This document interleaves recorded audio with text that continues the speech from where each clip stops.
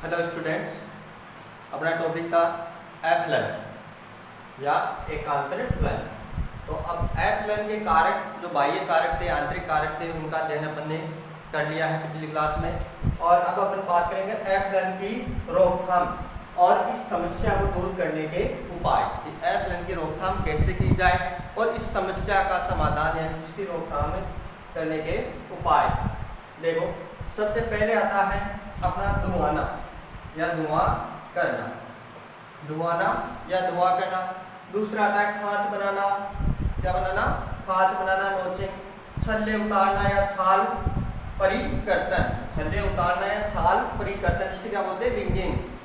डालियों का झुकना, डालियों का झुकाना।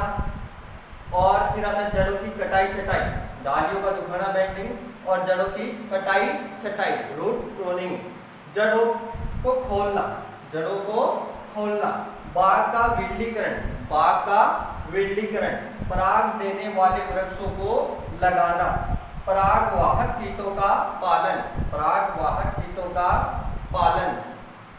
समय पर कर्षण क्रियाएं करना और वृद्धि नियामकों का प्रयोग। नियमित फलन वाली किस्मों का चयन, नियमित फलन वाली किस्मों का क्या करना?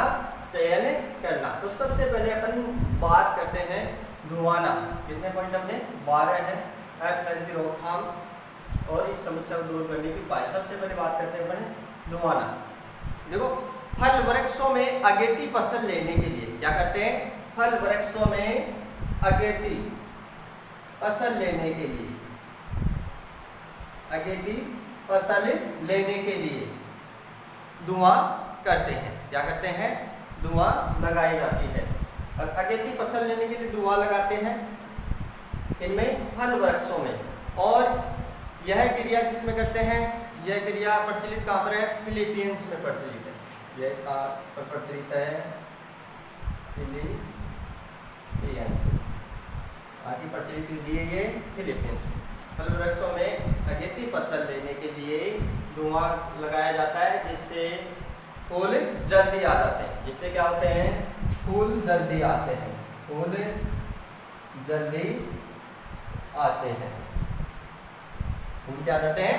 जल्दी आ जाते हैं। धुआना अगेती फसल लेने के लिए फल वृक्षों में करते हैं और फूल जल्दी आते हैं। धुआं लगाई जाती है जिससे फूल जल्दी आते हैं। ये फिलीपींस की प्रचलित विधि है। इसके बाद हम बात करते हैं खांच बनाना, नोचिंग। खांच बनाना तो क्या करते हैं इस विधि में? इसमें क्या करते हैं? कभी कभी पतझड़, कभी कभी पतझड़ वाले वृक्षों, कभी कभी क्या करते हैं? पतझड़ वाले वृक्षों में खांच बनाने से, पतझड़ वाले वृक्षों में खांच बनाने से शाखाओं पर स्थित सुषुप्त कलियां, शाखाओं पर स्थित सुषुप्त कलियां क्या हो जाती है? उत्तेजित हो जाती है। इसमें कभी कभी पतझड़ वाले वृक्षों पर खांच बनाने से, कभी कभी पतझड़ वाले वृक्षों पर या वृक्षों में खांच बनाने से, वृक्षों में खांच बनाने से शाखाओं पर स्थित सुषुप्त कलियां, शाखाओं पर स्थित कौन सी कलियां? सुषुप्त कलियां क्या हो जाती है? उत्तेजित हो जाती है। क्या हो जाती है? उत्तेजित हो जाती है और नई शाखाओं का निर्माण होता है। क्या होता है? नई शाखाओं का निर्माण होता है। क्या होता है? नई शाखाओं का निर्माण होता है और जहाँ खांच बनाते हैं वहाँ पर नई शाखाएं निकलने लग जाती है। जैसे कि पुणे के अंजीर के जो बागान है, पुणे में अंजीर के बागानों में, अंजीर के बागानों में अपनाई जाती है। कहाँ पर अपनाई जाती है? पुणे में अंजीर के बागानों में अपनाई जाती है। क्या? छाल उतारना या खांच बनाना, नोचिंग। खांच बनाना, खांच बनाना क्या करते हैं कि जो कभी कभी पतझड़ वाले वृक्ष होते हैं उनमें खांच बनाने से शाखाओं पर स्थित जो सुषुप्त कलियां होती है, डोरमेंसी में जो कलियां होती है वो उत्तेजित हो जाती है और उनसे नई शाखाओं का निर्माण होता है। और उन नई शाखाओं पर क्या लगते हैं? उन नई शाखाओं का निर्माण होता है। और यह विधि क्या अपनाते हैं? अंजीर में अपनाते हैं, पुणे में। और उन नई शाखाओं पर ही फल लगते हैं। उन नई शाखाओं पर क्या लगते हैं? फल लगते हैं। फिर आता है छल्ले उतारना या छाल परिकर्तन। छल्ले उतारना या छाल परिकर्तन, रिंगिंग, क्या बोलते हैं इसे? रिंगिंग बोलते हैं। इसमें फलदार शाखाओं पर फूल लगने से क्या करते हैं? छाल उतारना या परिकर्तन में क्या करते हैं? फलदार शाखाओं पर फूल लगने से पूर्व क्या करते हैं? देखो, छाल उतारना या छाल परिकर्तन, इसमें क्या करते हैं? इसमें फलदार शाखाओं पर फूल लगने से पूर्व, फूल लगने से पूर्व 2 सेंटीमीटर चौड़ी, कितने सेंटीमीटर याद रखना? 2 सेंटीमीटर चौड़ी, कितने सेंटीमीटर? 2 सेंटीमीटर चौड़ी अंगूठी के आकार की छाल, आकार की क्या करते हैं? छाल उतारते हैं, छाल उतारते हैं। इसमें फलदार शाखाओं पर फूल लगने से पूर्व 2 सेंटीमीटर चौड़ी अंगूठी के आकार की क्या की जाती है? छाल उतारते हैं। रिंगिंग यानी रिंग की तरह से क्या उतार देते हैं? छाल उतार देते हैं। जिससे क्या होता है? वहां पर कार्बोहाइड्रेट यानी कि भोज्य पदार्थ जो होता है अधिक मात्रा में एकत्रित हो जाता है और वहां से नई शाखाएं निकलती, नई शाखाओं का निर्माण होता है और उन नई शाखाओं पर फल लगते हैं। उन नई शाखाओं क्या लगते हैं? फल लगते हैं। तो छल्ले उतारना या छाल परिकर्तन में क्या होता है? इसमें फलदार शाखाओं पर फूल लगने से पूर्व क्या करते हैं? 2 सेंटीमीटर चौड़ी अंगूठी के आकार की छाल उतारते हैं, जिससे कार्बोहाइड्रेट यानी भोज्य पदार्थ अधिक मात्रा में एकत्रित हो जाता है और वहां से नई शाखाओं का निर्माण होता है, जिन पर क्या लगते हैं? फले लगते हैं। फिर देखो, बेंडिंग यानी कि डालियों का झुकाना। डालियों का झुकाना क्या होता है? डालियों का झुकाना। इसमें क्या करते हैं? डालियों कैसे झुकाते हैं? जैसे दक्षिणी भारत में अमरूद में, दक्षिणी भारत में इसमें अमरूद में, दक्षिणी भारत में अमरूद में यह विधि अपनाई जाती है। इसमें अपनाते हैं यह विधि अमरूद में। दक्षिणी भारत में अमरूद में क्या करते हैं? नीचे की जो शाखाएं होती है, नीचे की शाखाओं को यानी कि दक्षिणी भारत में अमरूद में यह विधि अपनाई जाती है और जो शाखाएं होती हैं उनको नीचे की ओर क्या कर दिया जाता है? झुका दिया जाता है। नीचे की शाखाओं को, जिससे क्या होता है? प्रकाश मिल जाता है। शाखाओं क्या करते हैं? बेंडिंग कर देते हैं, कि नीचे की ओर झुका देते हैं। दक्षिण भारत में अमरूद में यह विधि अपनाई जाती है और उसमें जो ऊपर की जो शाखाएं होती है उनको क्या करते हैं? नीचे की ओर झुका देते हैं। इससे क्या होगा? नीचे की शाखाओं को क्या मिलेगा? प्रकाश मिलेगा और प्रकाश मिलने से नई शाखाओं का निर्माण होता है और फल भी अधिक लगते हैं। और ऊपर क्या करते हैं? फल अधिक लगते हैं। तो डालियों का झुकाना या बेंडिंग में क्या आएगा? ये अमरूद में अपनाते हैं दक्षिणी भारत में, और जो ऊपर की शाखाएं होती है उनको झुका दिया जाता है, जिससे जो नीचे वाली शाखाएं होती है उनको क्या? प्रकाश मिल जाता है और प्रकाश मिलने से नई शाखाओं का निर्माण होता है और नई शाखाओं पर फूल लगते हैं। अब देखो, जड़ों की कटाई छटाई, जड़ों की कटाई छटाई, रूट प्रूनिंग, जड़ों की कटाई छटाई, रूट प्रूनिंग। इसमें क्या करते हैं? पौधे के तने के फैलाव के चारों ओर, पौधे के इसमें क्या करते हैं? पौधे के तने के फैलाव के चारों ओर, फैलाव के चारों ओर की दूरी तक, चारों ओर की दूरी तक, कितने सेंटीमीटर? 60 से 70 सेंटीमीटर, 60 से 70 सेंटीमीटर गहरी, 60 से 70 सेंटीमीटर गहरी खाई फूल आने के कितने? फूल आने के कितने दिन? फूल आने के 30 दिन पूर्व, 30 दिन पूर्व खोद ली जाती है।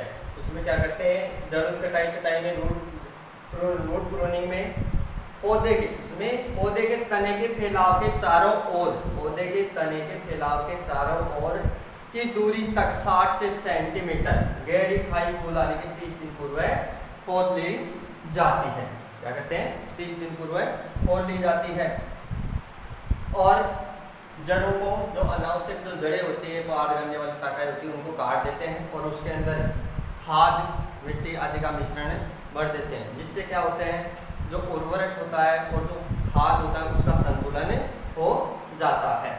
आगे देखो, जड़ों को खोलना, जड़ों को खोलना, जड़ों को खोलना। देखो, दक्षिणी भारत में भूमि अधिक गीली, जड़ों को खोलना कहाँ पर करते हैं? दक्षिणी भारत में क्या होते हैं? दक्षिणी भारत में जहाँ पर क्या हो, दक्षिणी भारत में जहाँ भूमि अधिक गीली हो, जहाँ भूमि अधिक गीली हो, भूमि क्या अधिक गीली हो, वहां पर क्या करते हैं कि जैसे कि ये क्रिया की जाती है संतरे में, किसमें की जाती है? संतरे में। उनके अंदर जो जड़ें होती है, अनावश्यक जो जड़ें होती हैं छोटी छोटी, उनको क्या कर दिया जाता है? निकाल दिया जाता है। और यह किसमें अपनाते हैं? संतरे, किसमें अपनाते हैं? यह विधि संतरे में अपनाते हैं। दक्षिण भारत में जहाँ भूमि अधिक गीली होती है वहां पर यह क्रिया की जाती है। बाग का बिरलीकरण, अब क्या करते हैं? बाग का बिरलीकरण। देखो, बाग का बिरलीकरण यानी आवश्यकता से कई बार क्या होते हैं, पौधों पर, फल वृक्षों पर फूल अधिक मात्रा में आ जाते हैं, या शाखाएं आपस में क्या होती है? आर कर जाती है एक दूसरे को, तो उनके फूलों का नियंत्रण करते हैं, कि उनके फूलों को झाड़ देते हैं, जिससे उसके अंदर जो फूल होते हैं, उसके अंदर जो फल होते हैं वो अच्छे किस्म के और अधिक मात्रा में अच्छे फल लगते हैं। फिर पराग देने वाले वृक्षों को लगाना, पराग देने वाले वृक्षों को लगाना। पराग देने वाले वृक्ष, पराग देने वाले वृक्ष क्या कहलाते हैं? पॉलिनाइजर्स कहलाते हैं। पराग देने वाले वृक्ष क्या कहलाते हैं?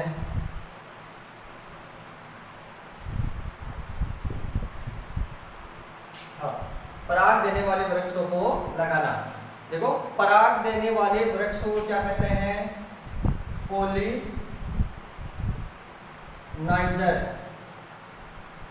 पॉलिनाइजर्स।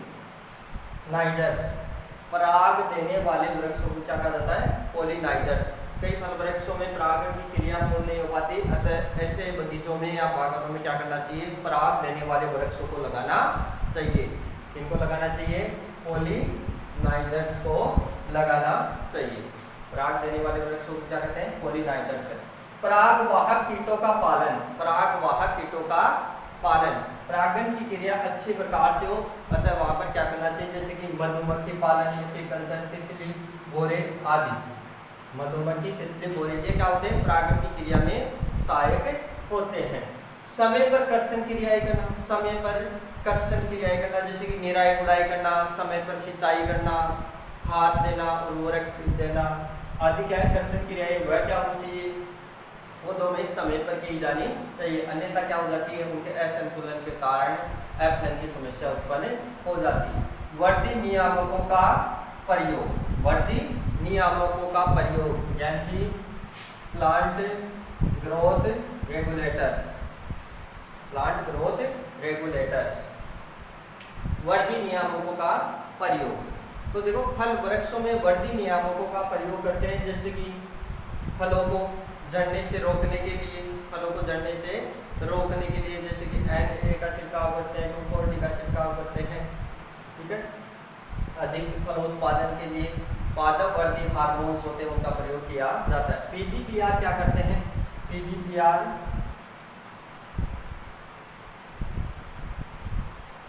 क्या करते हैं? ये देखो, विगलन, जो विगलन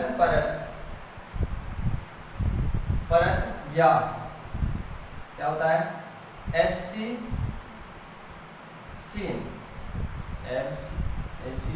सीन लेयर को बनने से रोकते विगलन परत या एब्सिसिन लेयर को बनने से रोकते हैं और फलों को फूलों को जड़ने से रोकते हैं। अतः वृद्धि नियामकों का उचित मात्रा में प्रयोग करना चाहिए। इनके असंतुलन से क्या होता है, एप्लन की समस्या उत्पन्न हो जाती है। नियमित फलन वाली किस्मों का चयन करना चाहिए, जैसे कि आम में आम्रपाली होने के समय आम्रपाली क्या है, नियमित फलन वाली किस्म है।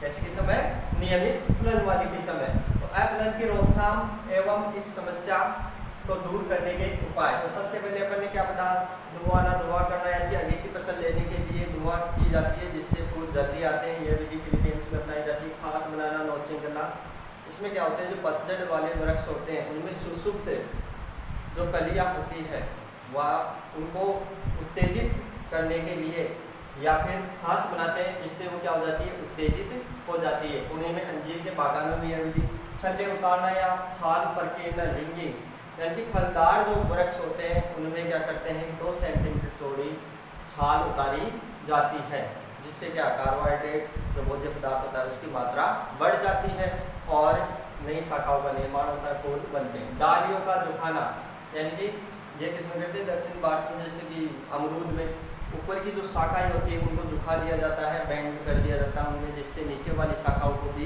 प्रकाश मिल पाता है और अच्छा उत्पादन प्राप्त होता है। जड़ों की कटाई छटाई, जड़ों को खोलना संतरे में, बाग का विलनीकरण, पराग देने वाले वृक्षों को लगाना, पोलिनाइजर्स, पराग देने वाले वृक्षों को लगाना, पोलिनाइजर्स, पराग वाहक कीटों का पालन, जैसे कि मधुमक्खी, तितली, गोरी, ये परागण की क्रिया में क्या होते हैं, सेचन क्रिया में सहायक होते हैं। समय पर कर्षण क्रियाएं करना, सिंचाई, खाद, उर्वरक आदि समय समय पर देना। वृद्धि नियामकों का प्रयोग, उत्पादक हार्मोन्स होते हैं उनका उचित मात्रा में प्रयोग करना चाहिए। नियमित फलन वाली किस्मों का चयन, जो नियमित फल देती हो ऐसी किस्मों का क्या करना चाहिए, चयन करना चाहिए। तो ये अपने एप्लन की रोकथाम, एप्लन के कारक जो बाह्य आंतरिक कारक थे उनके बारे में अपने अध्ययन कर लिया है। ठीक है, आपको याद करना है।